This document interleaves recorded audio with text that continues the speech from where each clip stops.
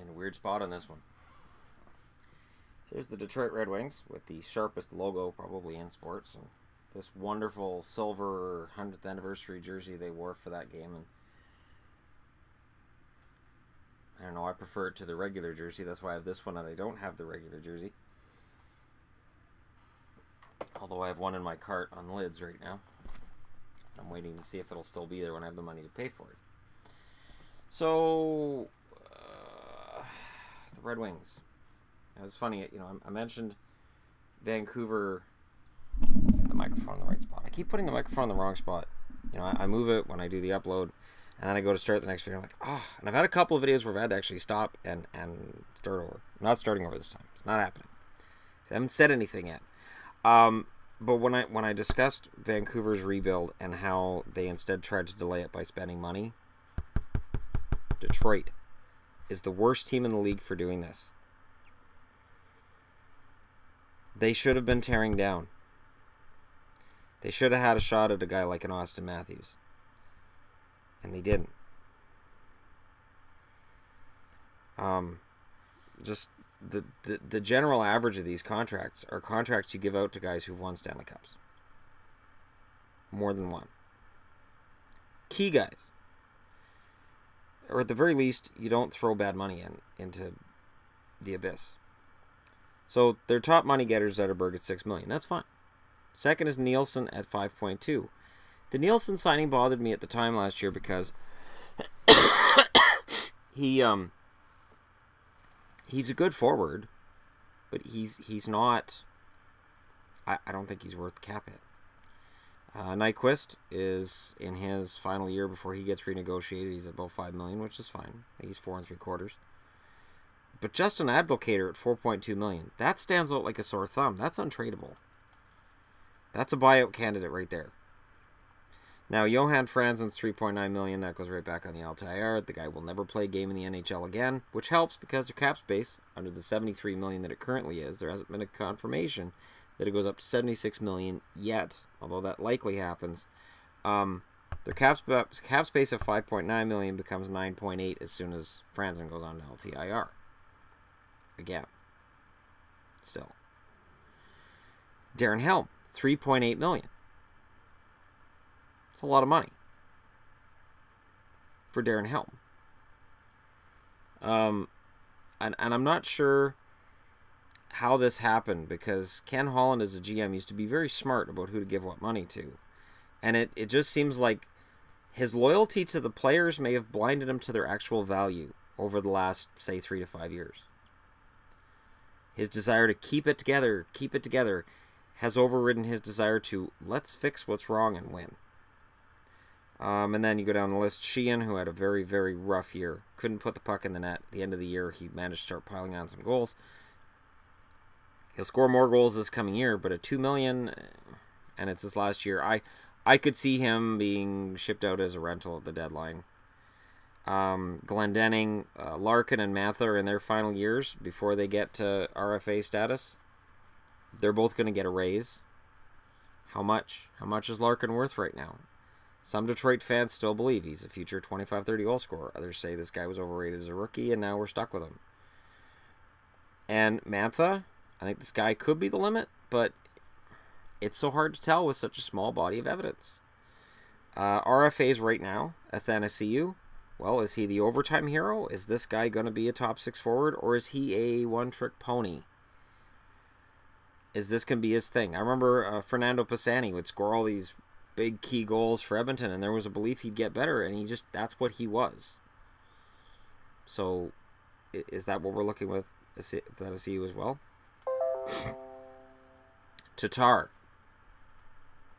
What's he worth right now? He didn't play particularly well at points last year. What's he worth right now? How much does Holland pay for him?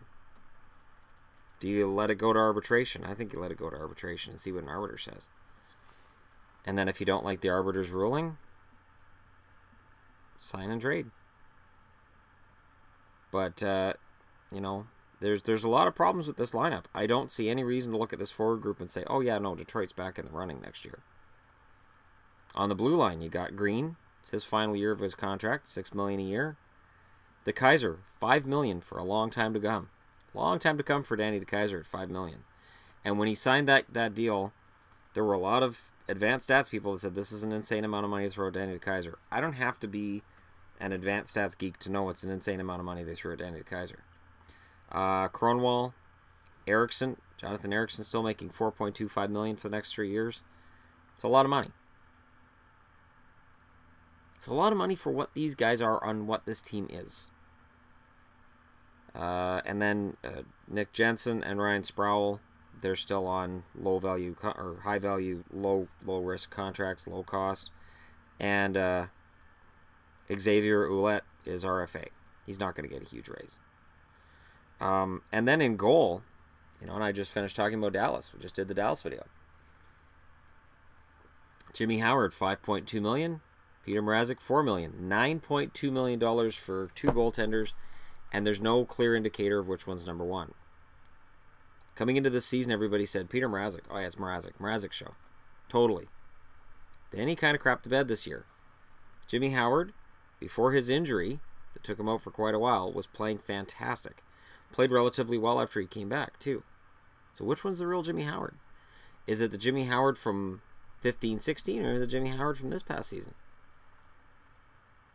Do you trade Mrazek? You can't keep both. You can't spend $9 million on goaltending when you don't have a clear-cut number one. That's ridiculous. That's Dallas ridiculous. That's Vancouver ridiculous back when you had Luongo and Schneider.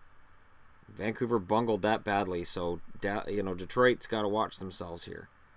Because you can't bungle it like that. Or you set your team back 5 years. And this is already a Detroit team that I'm looking at this lineup and saying, wow, this could be a lean time for Dallas. They need to bring in a trapping coach to trap the games and suck the life out of them.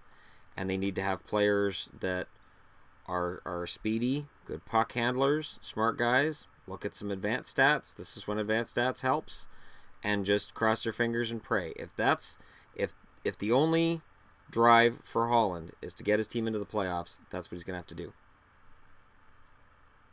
This team can't win. I can't blame Blashill on this because that team can't win. Not consistently. They need help. They relied on their continuing success with prospects never ending. And with Nyquist and Tatar, they haven't become what Datsuk and Zetterberg were. That's unfair, and I admit it's unfair, but it's the level of expectation in Detroit. You are a Detroit draft pick. You are up here. All other draft picks are down here. Detroit has a brilliant scouting staff. Detroit has the ability to find all these diamonds in the rough. If you're a top pick, if you're a late pick, mid pick, doesn't matter. You're going to be great. That luster's kind of gone now. And now Detroit has to figure out what they're going to do. So let me know in the comment section below, what do you blow up here? Because going into the draft, Detroit is drafting 9th. It's not a great place for Detroit to be picking, not with that lineup. You're not picking a guy who's going to be in the lineup right away. So what do you trade, and what do you look for? And how do you get further under the cap? Because this team shouldn't be at the cap. Shouldn't be anywhere near it. And there are some bad contracts in Dallas, or Detroit. I keep wanting to say Dallas because it's a very similar story. Let me know how similar you feel. And don't forget to hit like and subscribe because it's your friend. But regardless whether you do or you don't, thanks for watching. And I'll talk to you all again soon. And I hope the picture for Detroit is happier. And before anybody thinks I've forgotten, I have not forgot Svechnikov. I just didn't see enough of him to say this is a key guy for next year, and I would hate to see Svechnikov thrown at this lineup and pressured to immediately produce and have that pressure hurt his development. Don't thrust him into that spot on an original 6 team that's looking for this new, we're going to get back to the top kind of mentality. Because Detroit doesn't feel like they're in a rebuild right now. I know they traded out Vanek at the deadline, but it still doesn't feel like they're in a rebuild right now. And I could see them signing Vanek back, which would be a mistake. But I could see Vanek being signed back to Detroit. If Holland thinks this team is still close to the playoffs, they sign Vanek again. Let me know what you think, and thanks for watching.